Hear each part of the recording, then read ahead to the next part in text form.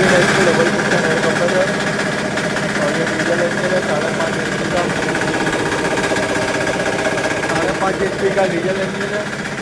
18/36 की टंकी है 300 HP double piston air compressor 5.5 HP diesel engine 300 की टंकी है।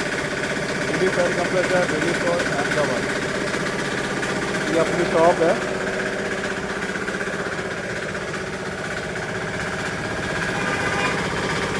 और ये अपनी शॉप है Shri relief electric and engineering company, relief road, Ahmedabad, Gujarat.